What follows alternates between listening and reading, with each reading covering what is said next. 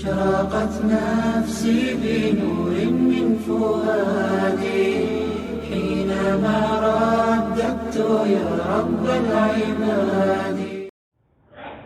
أعوذ بالله من الشيطان الرجيم. بسم الله الرحمن الرحيم. فذلك الذي يدعو اليتيم ولا يحض على طعام المسكين. صدق اللہ العظیم. کل یہ بتایا گیا تھا کہ شروع کی 3 آیتیں مکی ہیں. تو پہلی آیت کی تفسیر کل بیان کی جا چکی ہے، ارائیت الذی یکذب بالدین کی. آج ان 2 آیتوں کی تفسیر ہے فذالک الذی یدعو الیتیم ولا یحض علی طعام المسکین. اس میں 2 لفظ ہے، ایک یتیم ہے اور ایک مسکین ہے. تو یتیم تو کہتے ہیں اس شخص کو جس کے والد کا انتقال ہو گیا ہو.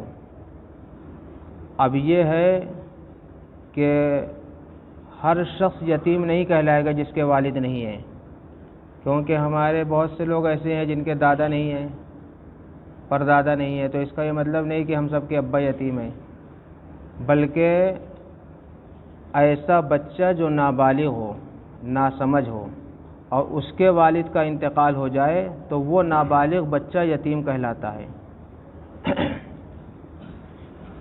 اور مسکین کس کو کہتے ہیں؟ مسکین شریعت میں کہتے ہیں اس شخص کو جس کے پاس کچھ مال نہ ہو، بالکل فقیر ہو، کنگال ہو، کچھ بھی اس کے پاس میں نہ رہتا ہو اور وہ لوگوں سے مانگتا بھی ہو زکوٰۃ خیرات اور اپنی ضرورت پوری کرنے کے لیے سوال کرتا ہو، تو ایسے شخص کو مسکین کہا جاتا ہے. اور ایک ہوتا ہے فقیر. فقیر کہتے ہیں اس کے پاس مال تو ہو لیکن اتنا نہ ہو کہ وہ صاحب نصاب بن جائے، یعنی خود زکوٰۃ دینے والا بن جائے، اتنا نہ ہو تو اس کو فقیر کہتے ہیں. فقیر بہتر ہوتا ہے مال کے حساب سے مسکین سے، اور مسکین جو ہے وہ زیادہ بدحال ہوتا ہے بمقابلہ فقیر کے. اور قرآن میں دونوں ہی کا ذکر ہے کہ کن کو زکوٰۃ دیا جائے. تو قرآن میں ہے انما الصدقات للفقراء والمساکین، کہ اپنا صدقہ دو فقیروں کو بھی اور مسکینوں کو بھی. تو قرآن نے مسکین کو الگ گردانا ہے اور فقیر کو الگ گردانا ہے. لہذا ہم لوگ بھی فقیر اور مسکین میں تھوڑا سا فرق کریں گے قرآن کی اس تعریف کے حساب سے. تو سب سے پہلا مسئلہ آتا ہے یتیم کا. آپ کو بتایا گیا تھا کہ عاص بن وائل نے قربانی کی اور اس قربانی کا گوشت مانگنے کے لیے ایک یتیم بچہ آ گیا. تو عاص بن وائل نے یا کسی اور نے جو ہے اس یتیم بچے کو کیا دیا؟ دھکا دے دیا اور دھکا دے کے بھگا دیا. تو قرآن کی یہ آیت نازل ہوئی فَذَلِكَ الَّذِي يَدُعُ الْيَتِيمَ. یہ وہ انسان ہے جو یتیم کو دھکے دیتا ہے. اچھا، ایک ہوتا ہے باہر کر دینا، نکال دینا، بھگا دینا، اس کے لیے بھی عربی میں الفاظ ہیں، لیکن اللہ تعالیٰ نے ان سارے الفاظ کو چھوڑ کر یدعو اس لفظ کو استعمال کیا ہے. اس لفظ کو اللہ تعالیٰ نے قرآن میں جہنم میں جن کو پھینکا جائے گا ان کے لیے بھی استعمال کیا ہے. یوم یدعون الی نار جہنم، کہ جس دن جہنم میں ان کو ڈھکیل دیا جائے گا. تو یہ لفظ اس لیے استعمال کیا جاتا ہے توہین جب کسی کی مقصود ہوتی ہے. کسی کی توہین جب مقصود ہوتی ہے تو عرب میں یدعو کا لفظ استعمال کرتے ہیں. جیسے جہنم میں ڈھکیلنے کے لیے اللہ تعالیٰ نے جہنمیوں کے لیے یوم یدعون کا لفظ استعمال کیا.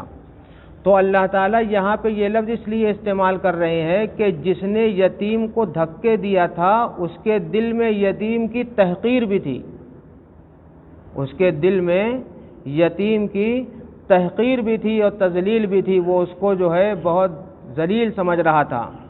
اسی لیے اللہ تعالیٰ نے یدعو کا لفظ استعمال کیا ہے کہ کسی یتیم کو ذلیل نہ سمجھے، کسی یتیم کو حقیر نہ سمجھے، کسی یتیم کو کمتر نہ سمجھے۔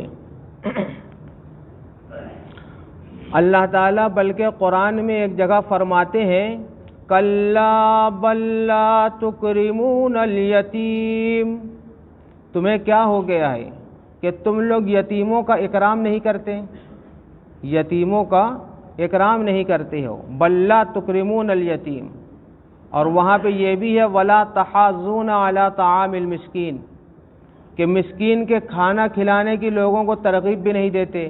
یہ سورہ فجر کی آیت نمبر 17 اور 18 میں ہے۔ اور آگے تو اللہ تعالیٰ فرماتے ہیں وَتَأْكُلُونَ التُّرَاثَ أَكْلًا لَمًّا، تم تو اتنے گئے گزرے ہو کہ مردوں کا مال بھی سمیٹ کے کھا جاتے ہو۔ یعنی بہت سے لوگ اپنی بہنوں کا حصہ نہیں دیتے تو وہ مردوں کا مال ہی تو کھا جاتے ہیں۔ ایک بار میں لکھنؤ جا رہا تھا تو صبح کا وقت تھا، نیند رہی ہوگی تو ایک گاڑی کا ایکسیڈنٹ ہو گیا، انڈیکا گاڑی تھی۔ اب اس میں سے لوگ جو ہے لاش نکال رہے تھے، تو میں نے دیکھا کہ 2 آدمی پکڑ کے لاش نکال رہے تھے اور ایک آدمی جو ہے ان کا جیبر ٹٹول رہا تھا، سمجھے آپ؟ یعنی اس کو فکر تھی کہ پرس میں ہے کیا، کتنا ہے جیب میں۔ تو یہ ہے مردوں کا کھانے والے، آج بھی مطلب زندہ ہیں، مردوں کا کھانے والے آج بھی زندہ ہیں۔ ٹرین کا ایکسیڈنٹ ہو جاتا ہے، بس کا ایکسیڈنٹ ہو جاتا ہے تو جہاں کچھ لوگ بچانے آتے ہیں زخمیوں کو، وہیں بہت سے لوگ جو ہے ان پریشان حال لوگوں کا مال لوٹنے بھی آتے ہیں۔ تو قرآن نے نقشہ کھینچا ہے وَتَأْكُلُونَ التُّرَاثَ أَكْلًا لَمًّا، کہ تم مردوں کا مال بھی سمیٹ کے کھا جاتے ہو۔ وَتُحِبُّونَ الْمَالَ حُبًّا جَمًّا، اور یہ سب اس لیے ہوتا ہے کیونکہ تم کو مال سے محبت بہت ہے، مال سے اتنی محبت ہے کہ کسی کی زندگی کی کوئی پرواہ نہیں ہے۔ مرنے والے کی یہ نہیں دیکھا جا رہا ہے کہ کتنی سانسیں باقی ہیں، بلکہ یہ دیکھا جا رہا ہے کہ اس کے پرس میں اور اس کے جیب میں کیا ہے۔ تو اللہ تعالیٰ فرما رہے ہیں کہ جو عرب کا معاشرہ تھا اس وقت کا، عرب کے اس معاشرے میں جب نبی پاک صلی اللہ علیہ وسلم دنیا میں تشریف لائے ہیں تو آپ کے تشریف لانے کے وقت اور اس سے پہلے سے یتیموں کی کوئی قدردانی نہیں تھی۔ یہ تو اسلام کا احسان ہے یتیم بچوں پر کہ اس نے یتیموں کا حق لوگوں کو بتایا ہے، بار بار بتایا ہے۔ یتیموں کا خود قرآن میں ہے سورہ نساء میں کہ وَآتُوا الْيَتَامَ أَمْوَالَهُمْ، کہ تم یتیموں کو ان کا مال دے دو۔ ایک جگہ ہے اسی سورہ نساء میں کہ وَآتُوا الْيَتَامَ أَمْوَالَهُمْ وَلَا تَتَبَدَّلُوا الْخَبِيثَ، کہ تم جو ہے ان کے مال کو اچھے مال سے مت بدلو۔ واقعہ یہ ہے کہ جب کوئی کا باپ مر جاتا تو بچے چھوٹے چھوٹے یتیم ہو جاتے، تو گھر کے لوگ یہ کرتے تھے کچھ لوگ کہ ان کی جو اچھی چیز ہوتی تھی وہ لے لیتے تھے اور اس کے بدلے میں ان کو دوسری چیز جو ہے خراب دے دیتے۔ مثال کے طور پہ ایک جو ہے بیٹے کا باپ مر گیا، وہ یتیم ہو گیا، اب اس نے جو پلنگ اپنے گھر میں چھوڑی ہے 4 عدد پلنگ، وہ بالکل نیو ہے، صاف ستھری اچھی ہے، مضبوط ہے، اور جو اس کا چچا ہے اس کی پلنگ جو ہے ٹوٹی ہوئی ہے، پایا نکلا ہوا ہے، تو اس نے جو ہے بدل دیا، کہا کہ یہ پلنگ تم لو، یہ پلنگ ہم لیں گے۔ تو قرآن نے کہا وَلَا تَتَبَدَّلُوا الْخَبِيثَ بِالطَّيِّبِ، کہ یتیموں کے جو ہے اچھے مال کو لے کر اپنے خراب مال ان کو مت دو۔ وَلَا تَأْكُلُوا أَمْوَالَهُمْ إِلَىٰ أَمْوَالِكُمْ، اور ان کے مال کے ساتھ اپنا مال ملا کر نہ کھاؤ پیو۔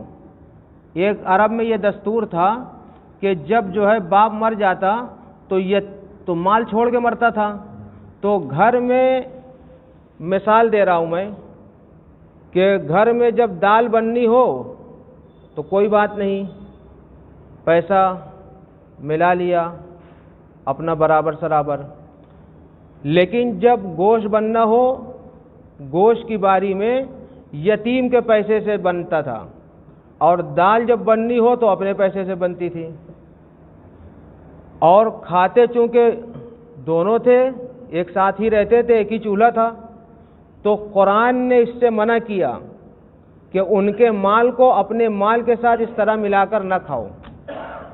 صحابہ ڈر گئے، کیونکہ صحابہ کے بھی زیر سایہ زیر سرپرستی بہت سے لوگ کیا تھے؟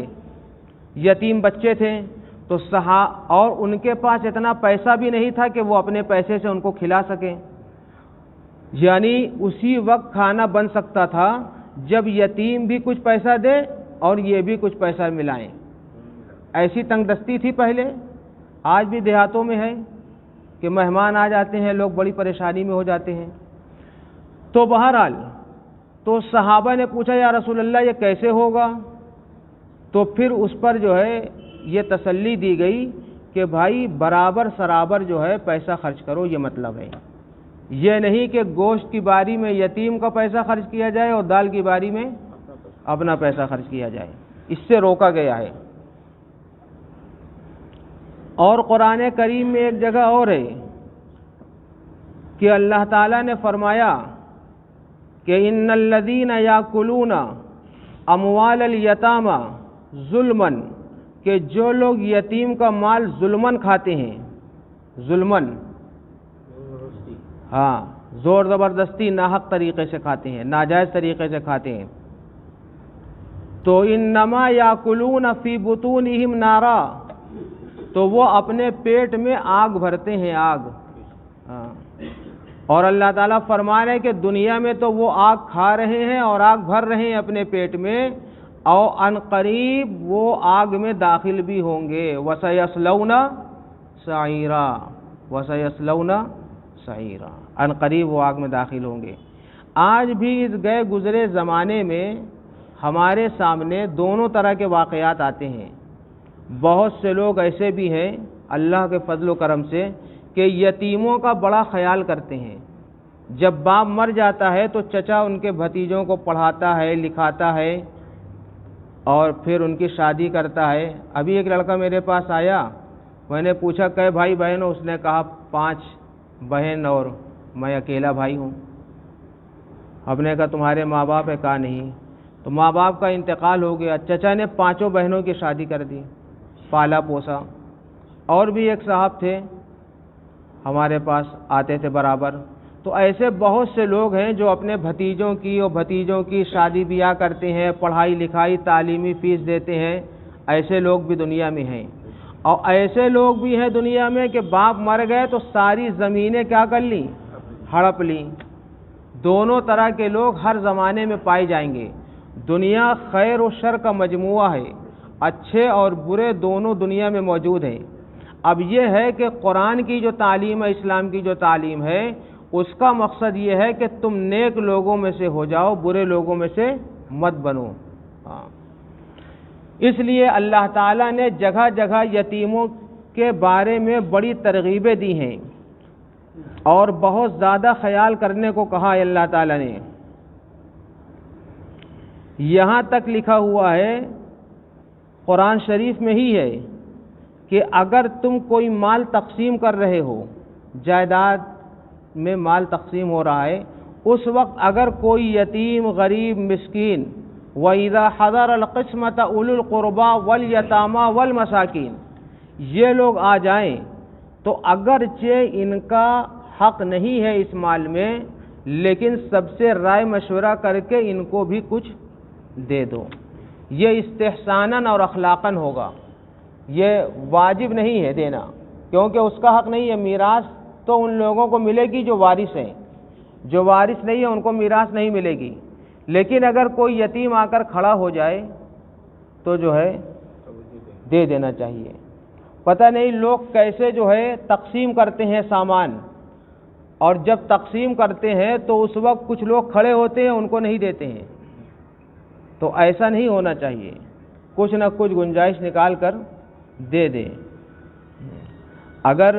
اگر مان لیجئے مثال دے رہا ہوں کہ ایک ڈبے میں آپ چار جو ہے لڈو رکھ کے بانٹ رہے ہیں لوگوں کو، اپنے باراتیوں کو، اپنے آنے والوں کو اور اپنے جو ہے رہنے والوں کو، تو اگر کوئی غریب آ کے کھڑا ہو گیا تو اگر آپ 4 نہیں دے سکتے تو 1 دے دیجئے، 2 دے دیجئے، کچھ نہ کچھ دے دیجئے، یہ اسلام سکھاتا ہے۔ اسی طریقے سے اللہ کے رسول صلی اللہ علیہ وسلم نے فرمایا کہ جو یتیم کی کفالت کرے گا، جو یتیم کی کفالت کرے گا، میں اور وہ یتیم، آپ نے انگلی سے اشارہ کیا، یہ 2 انگلی تھی آپ کی، صحابہ بتاتے ہیں کہ بیچ والی تھی اور شہادت والی، آپ نے فرمایا کہ انا وہوا کہاتینی، کہ میں اور وہ جنت میں ان 2 انگلیوں کی طرح رہوں گا، یعنی اتنی قربت ہوگی۔ اور بعض علماء نے یہ فرمایا کہ نبی نے ان انگلیوں سے اشارہ یہ اس لیے کیا کہ کوئی بھی یتیم کی مدد کرے گا وہ میرے قریب تک تو پہنچ جائے گا، لیکن نبوت کی وجہ سے ہم تھوڑا آگے رہیں گے۔ بیچ والی انگلی سے اشارہ کر کے یہ بتا رہے ہیں، چونکہ نبی ہے تو نبی آگے رہیں گے، لیکن یتیم کی خدمت کرنے والا، یتیم کی خدمت کرنے والا وہ نبی کے قریب تک کیا ہو جائے گا؟ پہنچ جائے گا۔ اس لیے یتیم کی خدمت جو ہے کرنا چاہیے۔ اور ایک جگہ یہ بھی فرمایا آپ صلی اللہ علیہ وسلم نے کہ یتیم کی مدد کرنے والا جنت میں داخل ہوگا۔ اور ایک جگہ آپ نے یہ بھی فرمایا کہ 4 قسم کے لوگ ایسے ہیں جن کو اللہ تعالیٰ نہ جنت میں داخل فرمائیں گے اور نہ جنت کی نعمت کا کوئی مزہ چکھائیں گے۔ وہ 4 لوگ کون ہیں؟ ان میں پہلا شخص ہے شراب پینے والا، شراب پینے والا کبھی جنت میں نہیں جائے گا۔ دوسرے سود کھانے والا، اور تیسرے ناحق یتیم کا مال کھانے والا، اور چوتھا شخص وہ ہے جو ماں باپ کا نافرمان ہے، ماں باپ کی نافرمانی کرنے والا۔ یہ 4 قسم کے لوگ جنت میں داخل نہیں ہوں گے۔ اس لیے جہاں تک ہو سکے یتیموں کا خیال کرنا چاہیے۔ حدیث پاک میں آتا ہے کہ نبی پاک صلی اللہ علیہ وسلم نے فرمایا کہ جو یتیم کے سر پر ہاتھ پھیرے گا، اس کے سر پر جتنے بال ہیں ان سب کے برابر اس کو کیا ملے گی؟ نیکی ملے گی۔ یہ دیکھیے اسلام کا پیغام دیکھیے کتنا زبردست ہے، اور اسلام کے بارے میں غور کریے۔ جب ایک بچہ جس کے باپ انتقال کر گیا تو وہ مایوس ہو گیا۔ ایک جگہ میں گیا اپنے دوست کے ہاں، تو اس دوست کے ہاں جب میں گیا تو چھوٹے چھوٹے بچے تقریباً 8-10 کھیل رہے تھے، اور کسی کی بھی عمر جو ہے 6 سال سے زیادہ نہیں تھی، 3 سے 6 سال تک کی عمر کے تھے بچے۔ اور جو ہے میں نے ایک بچے کے سر پہ ہاتھ رکھا اور میں نے کہا کہ اس کا باپ نہیں ہے۔ تو جو میرا دوست تھا اس نے بتایا کہ ہاں اس کے باپ کا جو ہے 6 مہینہ پہلے انتقال ہو گیا، وہ میرے بڑے بھائی تھے۔ تو میں اصل یہ بتانا چاہ رہا ہوں کہ 3 سے 6 سال کے بچے میں کیا شعور ہوتا ہے؟ کچھ نہیں ہوتا، لیکن اللہ تعالیٰ نے مجھ کو یہ ملکہ دیا ہے کہ میں پہچان لیتا ہوں لوگوں کو، اللہ کے فضل و کرم سے بہت کچھ، لیکن پھر بھی ہم کو لوگ ٹھگ لیتے ہیں، یہ ایسا نہیں ہے، انسان ہے، ہم ٹھگا بھی جاتے ہیں۔ تو میں نے پہچان لیا کہ یہ بچہ یتیم ہے، اس کے باپ نہیں ہے۔ میں نے پوچھا، تو میں یہ کہنا چاہ رہا ہوں کہ جس کا باپ جدا ہو جاتا ہے، چاہے وہ جس عمر میں ہو، یعنی بلوغ سے پہلے اس کے قلب پہ اثر ہوتا ہے، اس کا چہرہ بدل جاتا ہے۔ سب بچے کھیل رہے تھے، وہ بھی کھیل رہا تھا، لیکن وہ اداس سا تھا۔ مجھ کو بڑا رحم آیا۔ تو اللہ تعالی ہم سب سے زیادہ رحم کھانے والے ہیں۔ تو اللہ تعالیٰ نے پتہ ہے کیا حکم دیا؟ اللہ تعالیٰ نے اور میرے نبی پاک صلی اللہ علیہ وسلم نے یہ حکم دیا کہ جب کسی بچے کا باپ مر جائے تو سارے دنیا کے مسلمان اس بچے کے باپ ہیں، سب اس کا خیال کریں۔ اگر سب مسلمان مل کے کسی یتیم کا خیال کریں تو اس یتیم کو اپنی یتیمی کا احساس نہیں ہوگا۔ اس کی پڑھائی لکھائی کا انتظام کریں، جب وہ پڑھ لکھ لے تو اس کی شادی بیاہ کا انتظام کریں۔ اب جو ہے میرے ہاں دو کیٹیگری ہو گئی ہے یتیموں کی۔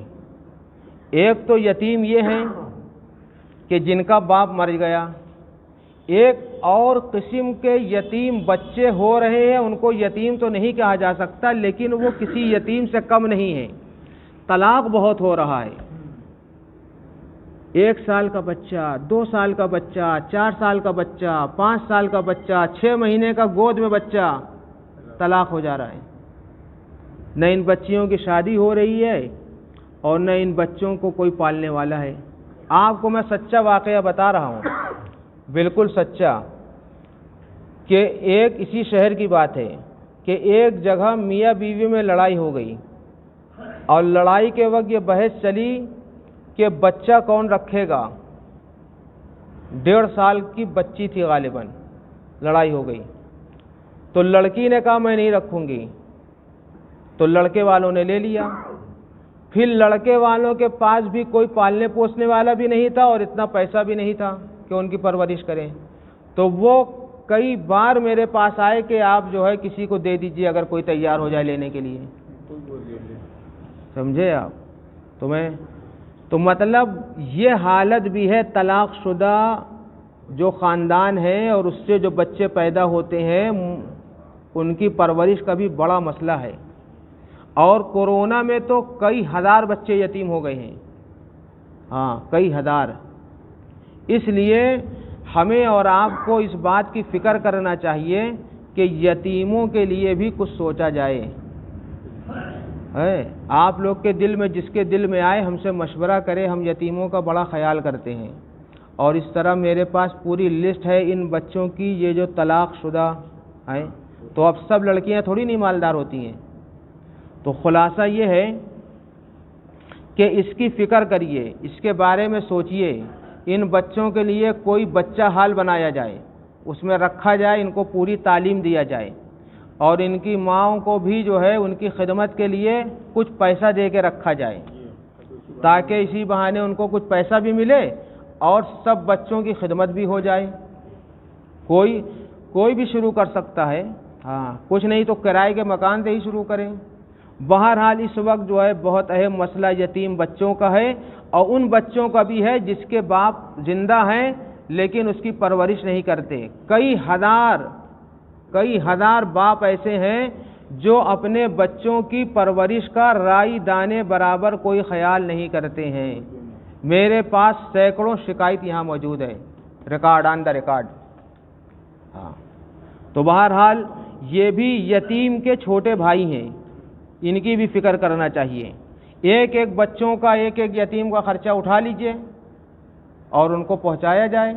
ان کی کھانے کا نہیں اٹھا سکتے، ان کی پڑھائی کا اٹھا لیجئے۔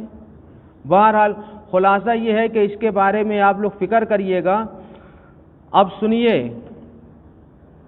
دوسری چیز ہے کہ وَلَا يَحُضُّ عَلَىٰ طَعَامِ الْمِسْكِينِ، کہ مسکین کے کھانا کھلانے پر لوگ ایک دوسرے کو ترغیب بھی نہیں دیتے۔ ہم نے ابھی آپ کو ترغیب دی ہے تاکہ اس گناہ سے ہم بچ جائیں۔ تو اللہ تعالیٰ فرما رہے ہیں، اور بھی قرآن میں کئی جگہ ہے، ایک تو یہیں پہ ہے وَلَا يَحُضُّ عَلَىٰ طَعَامِ الْمِسْكِينِ، پھر سورہ فجر میں ہے وَلَا تُحَاضُّونَ عَلَىٰ طَعَامِ الْمِسْكِينِ، پھر سورہ مدثر میں بھی اسی سے ملتا جلتا مفہوم ہے کہ لوگ مسکین کے کھانا کھلانے پر ایک دوسرے کو ابھارتے نہیں ہیں۔ دیکھیے سب لوگ تو کھانا کھلانے کی قدرت نہیں رکھتے ہیں، لیکن جو لوگ کھانا کھلانے کی قدرت رکھتے ہیں ان سے کہا جائے کہ آپ ان کو کھانا کھلائیے۔ دیکھیے یہ اسلام کا شیوہ تھا کہ بھوکوں کو کھانا کھلایا جائے، لیکن اسلام کے ماننے والوں نے اس کو چھوڑ دیا اور سکھ دھرم کے لوگ اس پر بہت زیادہ کاربند ہیں۔ ان کے گردواروں میں اچھا کھانا مل جاتا ہے، بہترین طریقے سے لوگ کھانا کھا لیتے ہیں۔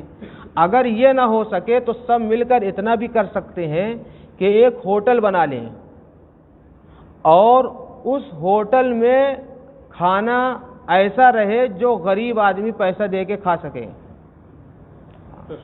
سستا، تو کچھ نہیں، یہ بھی ایک ثواب کا کام ہے۔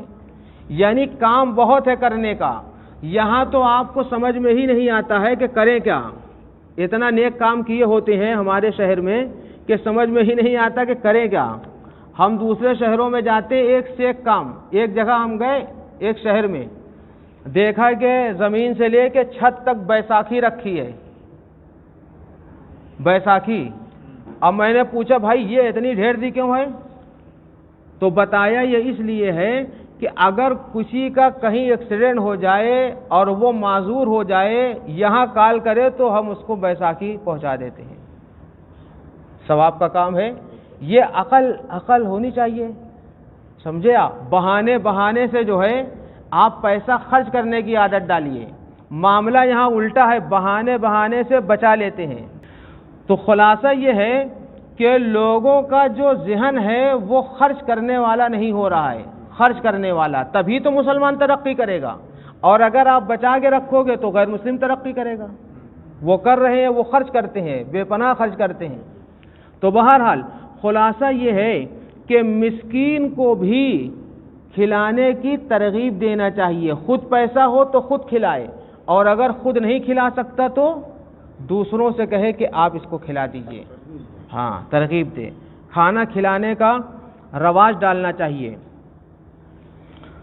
حدیث پاک میں ہے کہ نبی پاک صلی اللہ علیہ وسلم کی خدمت میں ایک شخص آیا اور کہنے لگا کہ میرا دل بڑا سخت ہے، یعنی دل اتنا سخت ہے کہ اس کو رحم نہیں آتا۔ ایک شخص آیا میرے پاس اور کہنے لگا میرے ابا بہت اچھے ہیں لیکن بڑے سخت ہیں، تو زندگی میں کچھ بیٹا کر ہی نہیں پایا، اتنے سخت ہے اس کے والد۔ تو یہ سختی اچھی چیز نہیں ہے۔ بچوں کے ساتھ بھی نرمی کا معاملہ کرے، اور اتنی نرمی بھی نہ کرے کہ وہ غیر مسلم ہو جائیں، اتنی نرمی بھی نہ کرے کہ وہ دین ہی چھوڑ بیٹھیں۔ ہاں، مطلب نرمی کا مطلب یہ ہے کہ ان کے حقوق جو ہیں وہ ادا کرتا رہے اور ان کو دین سکھلاتا رہے۔ بہرحال اس نے کہا کہ میرا دل بہت سخت ہے، تو نبی پاک صلی اللہ علیہ وسلم نے دل نرم کرنے کا اس کو علاج بتایا۔ آپ نے فرمایا کہ مسکین کو کھانا کھلایا کرو، تمہارا دل کیا ہو جائے گا؟ نرم ہو جائے گا۔ اور یتیموں کے سر پر ہاتھ پھیرا کرو، اس سے دل کیا ہو جائے گا؟ نرم ہو جائے گا۔ تو جب آدمی غریبوں کی مدد کرتا ہے تو پھر کیا ہے؟ اس کا دل نرم ہو جاتا ہے۔ اور مسکین اور یتیم کی مدد کرنا اس میں بڑا ثواب ہے۔ حدیث پاک میں آتا ہے کہ مسکین اور بیوہ کے لیے جو لوگ دوڑ دھوپ کرنے والے ہیں وہ ایسے ہی ہیں جیسے اللہ کے راستے میں دوڑ دھوپ کرنے والے۔ ایک حدیث میں آتا ہے کہ جو شخص یتیم اور مسکین اور بیوہ کی مدد میں لگا رہتا ہے وہ ایسا ہے جیسے ساری رات نماز پڑھنے والا۔ ایک حدیث میں ہے کہ جو مسکین، بیوہ، بے سہارا، یتیموں کی مدد میں لگا رہتا ہے وہ ایسا ہے جیسے بھوکوں کو جیسے جو ہے مسلسل روزہ رکھنے والا، جیسے مسلسل روزہ رکھنے والا۔ تو معلوم یہ ہوا کہ مسکینوں کی، یتیموں کی مدد کرنے والا ایسا ہی ہے جیسے اللہ کے راستے میں دوڑ دھوپ کرنے والا، جیسے مسلسل رات بھر نماز پڑھنے والا، اور جیسے مسلسل روزے رکھنے والا۔ یہ اور اسلام میں بھوکوں کو کھانا کھلانا بہت ہی اونچا عمل قرار دیا گیا ہے، کوئی چھوٹا موٹا عمل نہیں ہے۔ بتائیے، نمازی بن جاتا ہے، وہ روزے دار کی طرح ہو جاتا ہے، اللہ کے راستے میں جو ہے نکلنے والا ہو جاتا ہے جو بھوکوں کو کھانا کھلاتا ہے۔ تو اس لیے بھوکوں کو کھانا کھلانے کے بارے میں سوچنا چاہیے۔ ایک میں نے سنا تھا کہ یہودی کے ایک بہت بڑے عالم، وہ صرف اس بات پر مسلمان ہو گئے، نبی پاک صلی اللہ علیہ وسلم کی زبان سے انہوں نے کچھ باتیں سنی اور اسی وجہ سے مسلمان ہو گئے۔ وہ بات کیا تھی؟ نبی پاک صلی اللہ علیہ وسلم مدینے میں لوگوں سے کہہ رہے تھے، یا ایھا الناس، افشوا السلام واطعموا الطعام وصلوا والناس نیام تدخلون الجنت بالسلام۔ آپ نے اس میں 4 بات بیان فرمائی۔ ایک فرمایا کہ سلام کو رواج دو، یعنی سلام کو خوب عام کرو، اور دوسرے غریبوں کو کھانا کھلاؤ، اور تیسرے وہ لوگ جب لوگ سو رہے ہوں رات کے وقت تنہائی میں نماز پڑھو۔ تدخلون الجنت بالسلام، تو تم جنت میں کیا ہو جاؤ گے؟ سلامتی کے ساتھ داخل ہو جاؤ گے۔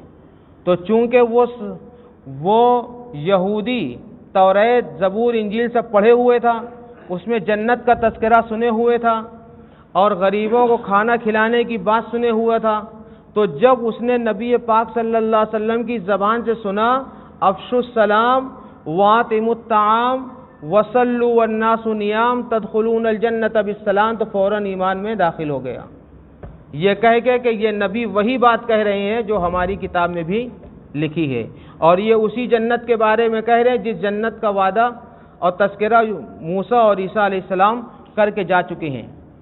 تو معلوم یہ ہوا کہ یہ نبی پاک صلی اللہ علیہ وسلم نے کئی جگہ فرمایا واطعموا الطعام۔ مدرسے میں بھی جو بچے ہوتے ہیں ان کو بھی بہت سے لوگ ماشاءاللہ کھانا کھلاتے ہیں اور جو ہے پیسہ دیتے ہیں، تو وہ بھی اس فضیلت میں جو ہے داخل ہیں، اطعموا الطعام کی فضیلت میں کیا ہیں؟ داخل ہیں، ان کو بھی وہ ثواب ملے گا۔ آپ کو کوئی مل جائے ٹھیک ہے، نہیں ملے تو آپ مدرسے میں آ جائیے، یہاں پیسہ دے دیجئے اور کہیے کہ بھائی اتنے بچوں کو کھانا کھلا دیں، تو اس میں بھی ثواب ملے گا آپ کو۔ بہرحال اللہ تعالی ہمیں اور آپ کو یتیموں اور مسکینوں کی مدد کرنے والا بنائے۔ یتیم و بے سہارا اور وہ بچے جن کے باپ تو ہیں لیکن ان کا خرچہ نہیں اٹھاتے، سمجھے آپ، ان لوگوں کی فکر کرنے کی اللہ تعالی ہمیں آپ کو توفیق عطا فرمائے۔ اشرقت نفسي بنور من فؤادي حينما رددت يا رب العباد وانتشت روحي وصار الدمع يجري